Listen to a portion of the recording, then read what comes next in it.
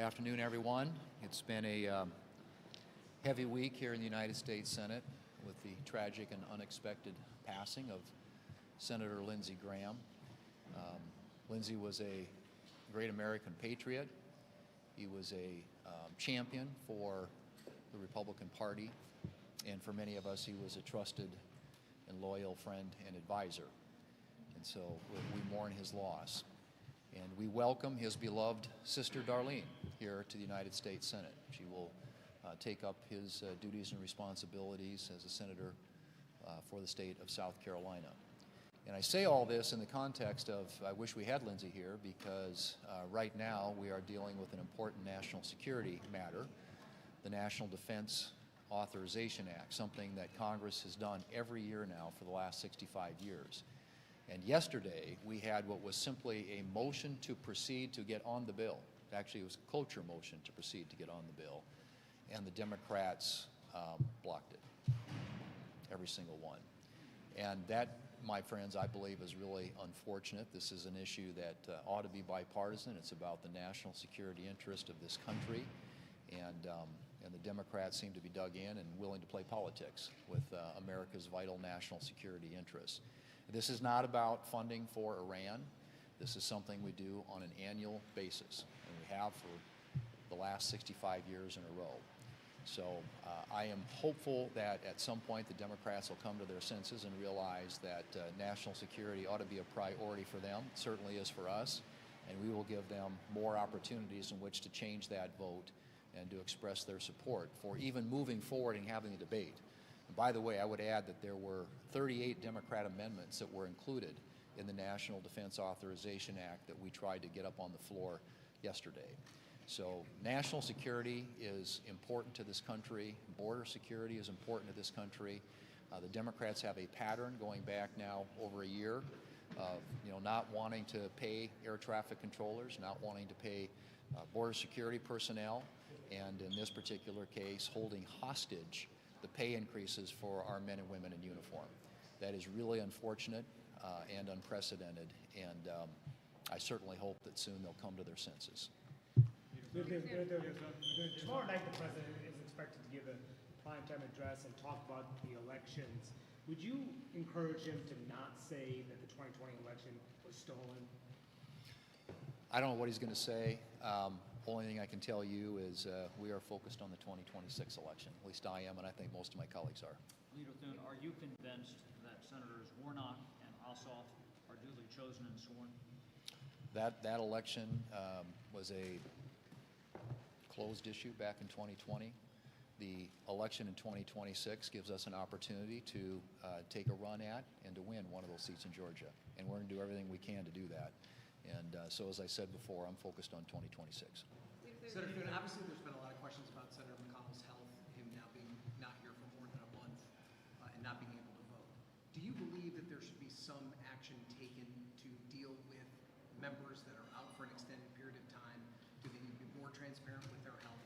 How should this impact the Senate going forward, particularly because he's been out for so long without a lot of clear questions as to when he might be back?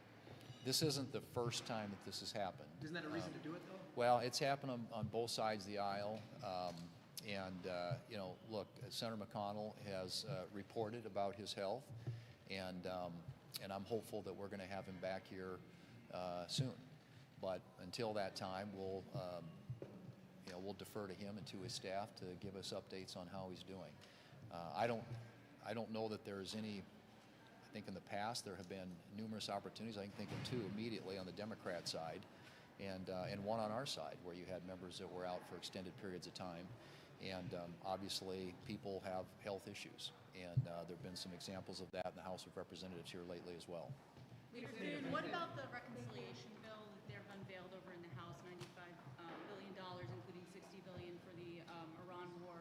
How are you guys viewing that process over there, and what about your steps, if any, that you guys are taking toward an Iran war settlement? I guess I would start by saying that reconciliation, as you know, is very different in the House than it is in the Senate. So we'll see what they're going to try and mark it up in the committee, and we'll see if they can report it, get it across the floor of the House, and what it all contains. The numbers that you were mentioned that have been put out there in terms of what the funding level would be for defense and other things are things that I'm sure our members are going to want to have a lot of input on. I mean, we just had a meeting, as you know, where these issues are starting to get talked about a lot more, and I think the defense number, the ag number, whether or not it's offset, what are the implications over here with respect to the Byrd rule and the restrictions that we have on how reconciliation is used. Do we have 50 votes for something? I mean, I think those are all valid questions, and those questions will be answered in due time. I've said all along, as you know, that it's an option, but it's not certainly the only option, and it all, in the end, comes down to whether you have the math, whether you can get 50 votes to pass it in the end, and whether you've got 50 votes to defeat any poison pill amendments that might be offered. And so those are all questions that will have to be answered in due time. Leader Thune, Senators Mike Lee and Rick Scott are both calling on the Senate to stay in session and bypass any recesses or weekends to get the Save America Act across the finish line. Is that something that you're open to and would support? Well, if I thought there was a path to getting a positive result or a positive outcome, I'd be willing to do just about anything, because I think we are all here in favor of the Save America Act. The folks that have consistently block voted against it are all the Democrats in the United States Senate. And I think that's unlikely to change. And it's also very unlikely that the Senate Republicans are going to vote to get rid of the legislative filibuster. So we've had 5 votes on it. We have voted on the entire Save America Act. We have voted on photo ID as a separate issue. We have voted on photo ID and registration, or citizenship to register. We've had that amendment. We've had a vote on boys competing in girls sports. We've had 5 now votes on the Save America Act or individual components of it, and none of which got a single Democrat. To me, the issue here is the Democrats, and we ought to be going after them for opposing something that's popular across this country, not just with Republicans, but with Democrats as well. Mr. Leader, follow to Chad's question. Without a guess, if you do believe the senators from Georgia are duly sworn and certified? And then a second question about ICE. Several members of your conference, probably many of them, I believe, have reached out to now Secretary Mullen asking him to put a pause on the traffic stop after the deaths we've seen in the last week. That happened, now the president, as of his right, has reversed it. Do you believe that those traffic stops should continue? Are Americans safe right now under ICE? Well, I think they're safe if they're here legally. ICE has a job to do. ICE agents have.